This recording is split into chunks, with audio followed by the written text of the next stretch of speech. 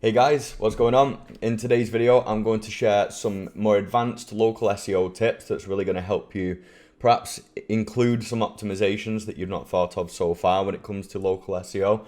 I know a lot of you guys will have done initial things like getting your address verified, perhaps adding your primary business category and a business description. Maybe you've tried to include a couple of keywords in there. But in this video, I've got 5 tips to share with you that are perhaps some things that you haven't thought of so far, but are certainly things that can help improve your local rankings, especially when it comes to improving your position within the map packs, okay? So what I'm going to do is I'm going to use this example website that we're looking at right here. It's Manchester Clean. This is actually a website that I've just started. Literally, it launched like a week ago. I've created this website basically just to bring in cleaning leads because my mum wants to leave her job, and we were looking at setting up perhaps a commercial cleaning company, office cleaning, end of tenancy cleaning for landlords and that sort of thing. So I thought it'd be a really good example to show you because the Google My Business is just at a very basic setup.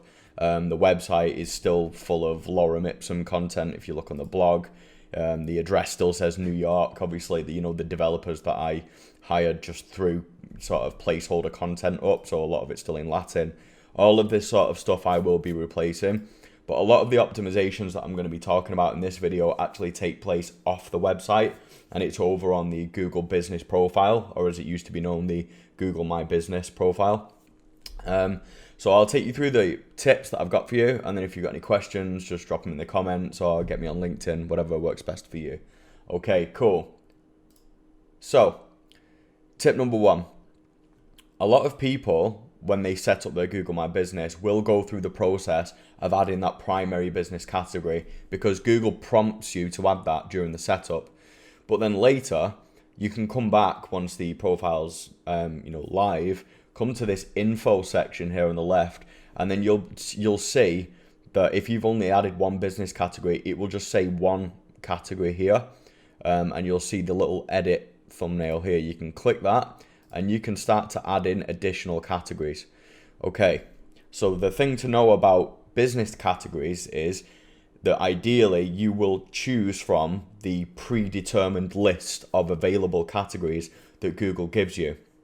There's almost like a bucket of business categories that Google's come up with, and really it's your job to find the ones that are immediately relevant to you.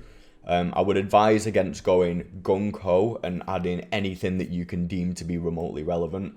I would keep this only to business categories that line up specifically with the services that you provide and that you list on the website, okay? So try not to go, adding 8 secondary business categories if it's getting a little bit tenuous.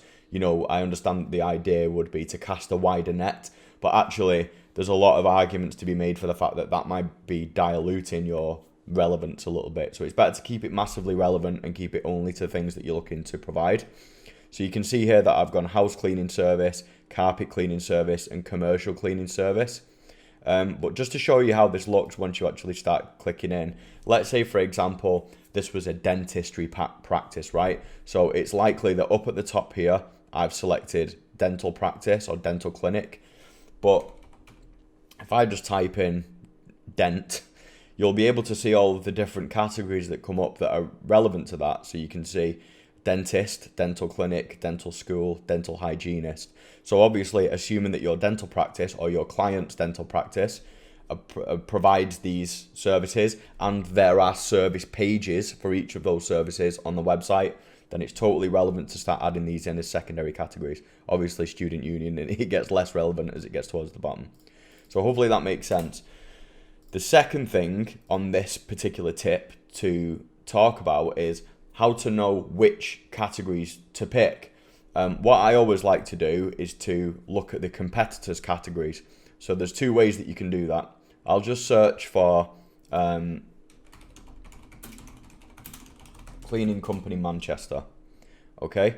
Now the first thing is here, ignore these little orange pop-up boxes. I'm going to explain this in a minute, right? Because for you, this won't show up, these boxes. The first thing to note is that we can see here cleaners, commercial cleaning service, and house cleaning service are all primary categories for these businesses. This only shows their primary category. So First Made Cleaners in Greater Manchester, their primary business category is cleaners. Alico, cleaning and maintenance, their primary business category is commercial cleaning service. So the thing is really to search your main keyword. Let's even just say I do office cleaning Manchester for something a bit more specific. We can see now that sort of more commercial keyword's been searched, that actually it feeds through as commercial cleaning service fairly consistently for all three of these results. So what I'd encourage you to do is search your main keyword first, whatever the clear pattern is, you know, assuming that, you know, you do something quite specific. If it's a dental practice, for example, let's search that. Dental clinic, dental clinic, dental clinic. So that's very clear. It may even be that it says that 2 say dental clinic and 1 says dentist. I would still go with dental clinic in that case. I tend to go with the majority. So always choose the one that Google's showing a clear preference to is your primary business category. And then normally you wouldn't be able to see a business's secondary categories. However, these little orange boxes are coming from a Chrome extension that I've got installed. It's actually very handy. I've recommended it to a lot of people. I'm not sponsored by them in any way. Not that I would be with like 3 subscribers or whatever. But you can see it here. So it's called GMB Everywhere. You can just install that to your Chrome browser. And then once I click through to their actual listing, what should happen is this will start to load, and now the secondary categories will be revealed. So dental clinic is their primary, that's the little star there, and then dental hygienist and oral surgeon are their secondary business categories. If I was to do the same here, it might reveal some additional ones. That one's just a primary, dental clinic. Again, dental clinic. So actually it's kind of showing me that there's an opportunity for perhaps some dental practices in the city centre to make better use of secondary categories, because it may give you the edge on some of these other clinics. Here we can see a use of many secondary categories: cosmetic dentist, hygienist, implants, dentist. Again, you know, lots of secondary categories. So really this is also a good way because it will reveal the range of secondary categories that you could pick from as well. Okay, so that's the first tip, all right? Make sure that you make good use of secondary business categories. All right, cool. So the second tip is to create a Google My Business or Google Business Profile website. So although it's likely, or I would hope, that you have a main website, you know, for example, this one, you can also create almost like a small microsite through Google My Business or Google Business Profile. And it's just here. So you can click website, and it'll take you through this site setup process. And here you can see, I believe that I might have generated this the other day, but I didn't do it too much, just so that you can see this process. So first of all, you can see that you'll almost get like a URL for the microsite. So manchester-clean.business.site is what it's given me.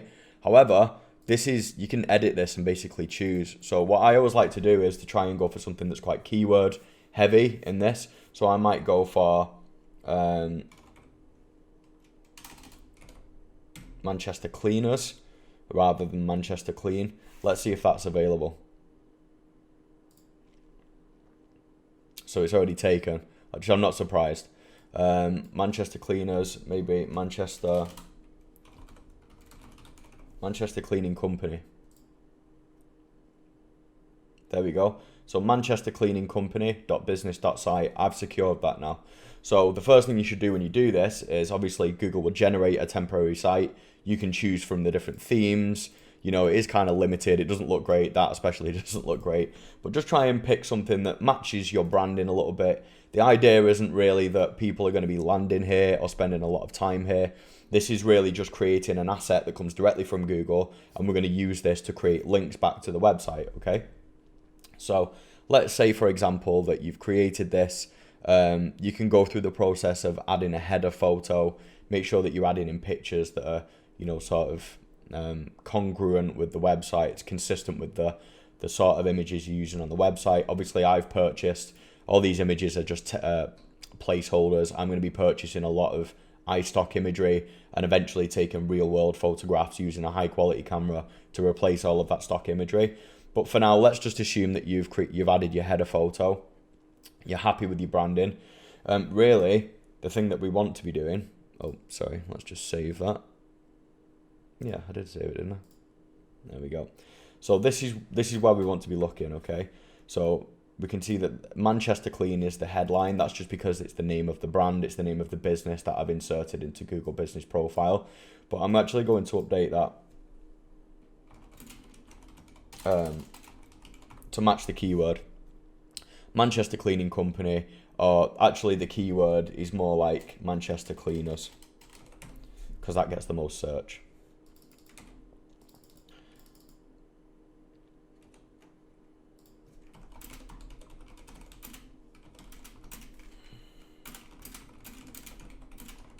So just a nice one-liner description that can sit beneath the header, just on the off chance that someone does land here. Doesn't really make sense that that's capitalized, does it? Okay, so you don't have to add this bit in, but this bit is really where you just want to create a short paragraph, okay? For now, just for the example of being brief, I'm just going to copy the headline copy off the website there and drop this in and remove this link. Now, the thing that's important about this, let me just uncapitalize this. I can't stand to see those little things from like Grammarly or use spell check software. Okay, so welcome to Manchester Clean. We provide a range of high quality cleaning services in Manchester, from regular domestic cleaners and office cleaners to end of tenancy cleaners. Now, the thing that's cool here is you can insert links, like hyperlinks, back to the website here, okay? So what I can do is I can then go to the domestic cleaning web page, take that, come back here, and I can include a link here that says domestic cleaners. I insert the URL to the domestic cleaning page, and then I go back to the website. I do the same thing for end of tenancy cleaners. That one was at the end.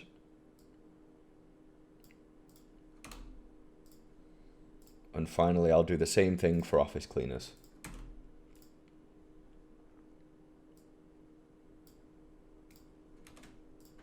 Okay, so basically what I'm doing here, and feel free to add a lot more content than what I'm doing, but in the interest of just keeping this short and sweet, even though it's probably already, what, like 10 minutes long or something. Yeah, basically in the interest of keeping this short, I'm just going to use that initial paragraph from the website. The main thing is that you're creating a paragraph that contains your main keyword that you can link back to the website with, you know, once or several times if necessary. Okay, cool. So I should be able to save that. And now we can see, if we just scroll down, welcome to Manchester Clean. We provide a high quality range of cleaning services in Manchester, from domestic cleaners, there's a link, office cleaners is a link, and end of tenancy cleaners is a link, and that goes off to those individual pages. Now, once your Google My Business profile starts to populate as well, I should say, it will start to automatically populate the site with your Google My Business posts, reviews, all that stuff. Okay, so don't worry about this being bare. It will start to fill out once you make posts and you receive reviews. So that's your second tip. Okay, so the third tip is to create products within Google My Business that line up with your on-site services. Okay, so obviously if you're a service-based business, you don't have products as such, but you can use the products functionality within Google My Business to create products that line up with the on-site navigation, and it's just an opportunity to create more links from Google Assets back to specific pages on the website. Again, you're just kind of increasing Google's connection with the website and its understanding of your architecture. So this is going to make sense a little bit more in a minute. The first thing that you want to do is have images ready for each of the services that you provide. And I like to save the images with the file name of the keyword that corresponds with it, okay? So I'll give you an example. I've prepared a few images here. So I've got office cleaners Manchester, domestic cleaners Manchester, and end of tenancy cleaners Manchester. All right. So the first thing I'm going to do is create a product for office cleaners Manchester. I'll drop that here.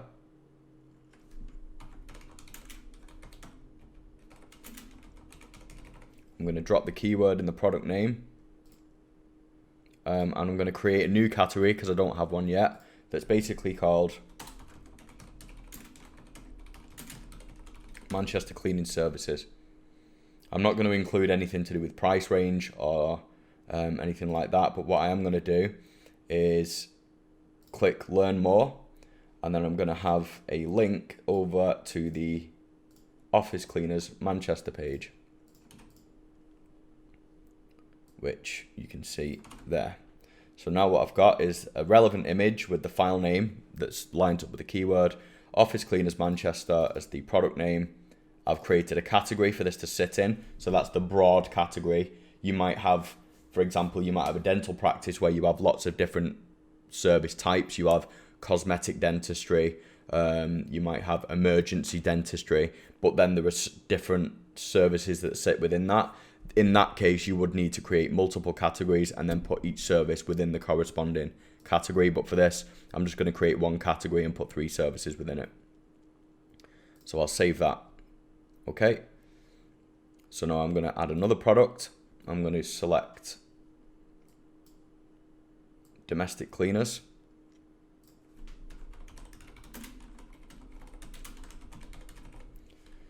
I'm going to select the existing category that I've just created, Learn More, and I'm going to drop Domestic Cleaners Manchester in.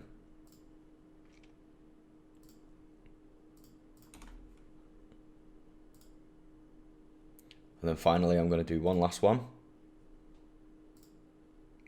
End of tenancy cleaners.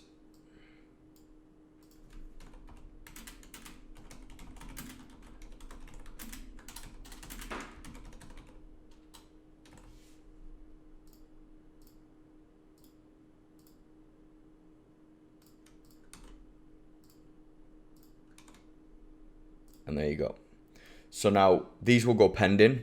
And then once they go live, what you'll see is essentially your regular Google My Business profile as it normally shows in the search results.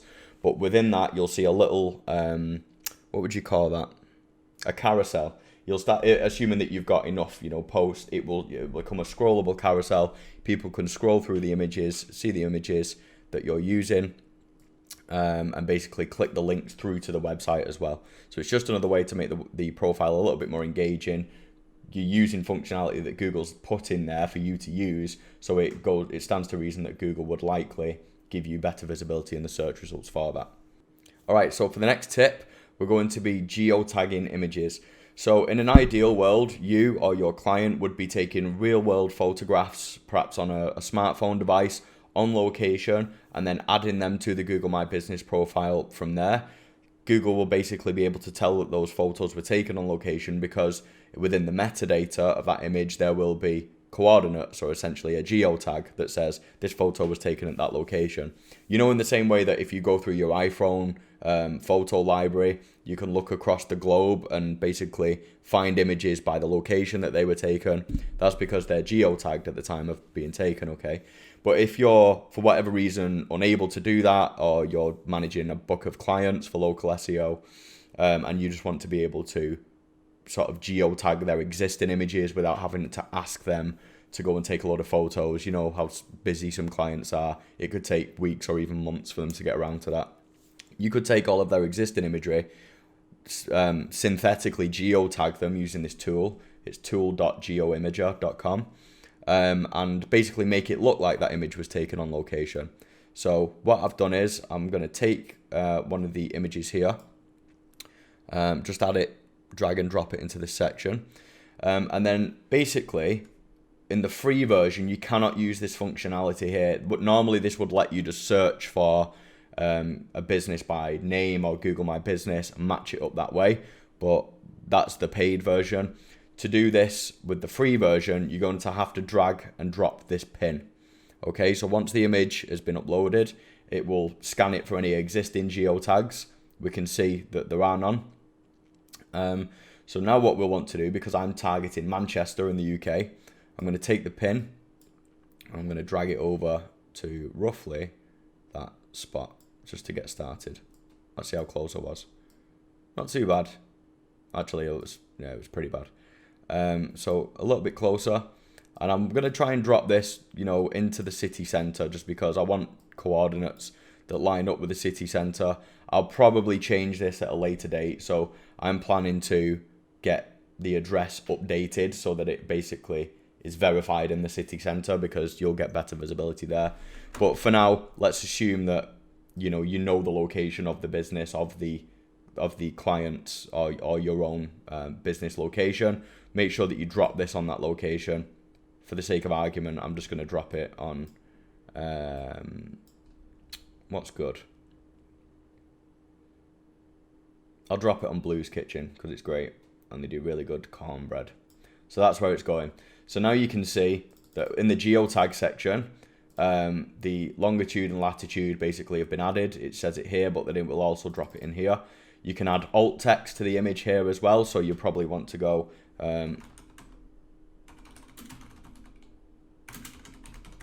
add some sort of variation of your keyword in.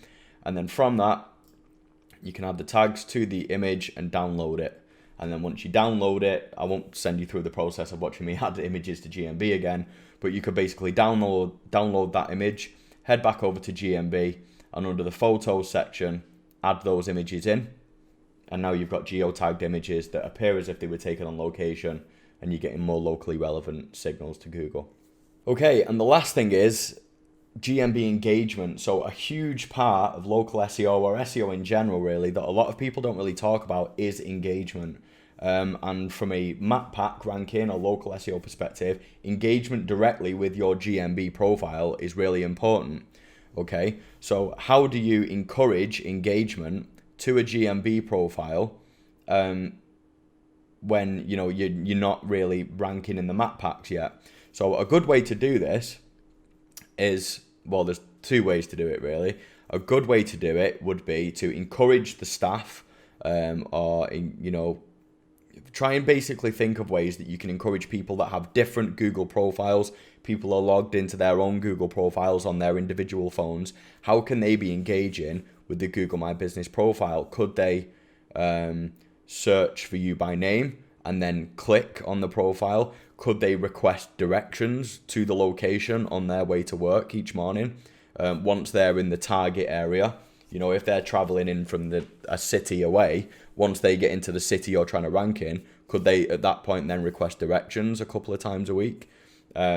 Could you perhaps send out a confirmation email to people that are if, for example, taking the dental practice example, if people are, coming to their appointment, could you send them a confirmation email with a button in that has that says request directions, that takes them straight to Google Maps? Could you create a Facebook ad that sends traffic directly to the GMB URL? There are lots of different ways to encourage engagement with a GMB profile, but really you need to think about all of the different elements that there are on the GMB profile and then engage with it. So just going back to the search results before here. Okay, so let's look at a map pack result. There's the people could click the website, people can request directions on a mobile device or a smartphone device. One of these call to actions will actually just be a call button. So obviously people can call from there.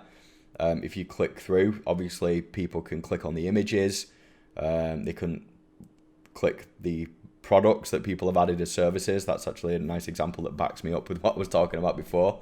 They can click the images, engage with this stuff. They could leave reviews. They could read other people's reviews. All of these things are engagements. And it's really a case of thinking about what do you have at your disposal that you can do to encourage engagements, because there is a direct reflection between an improved rate of engagement with a GMB profile and the GMB profile climbing the rankings within the map pack results. Okay, so that's the 5 tips. Hopefully that was clear and useful. Let me know if you got any questions in the comments.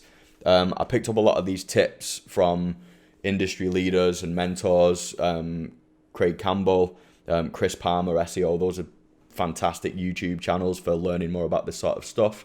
If you've stumbled across me somehow but you haven't heard about those guys, I would encourage you to go and check those out for more information. But let me know if this was useful. If you have any questions, I'm happy to help. Just drop it in the comments. Give us a subscribe if you don't mind, because I will be creating more content more regularly now. I'm going to aim to produce a video a week and then perhaps even up it from there. All right, but until then, thanks so much for your time. Take it easy, and I'll see you next time. Cheers.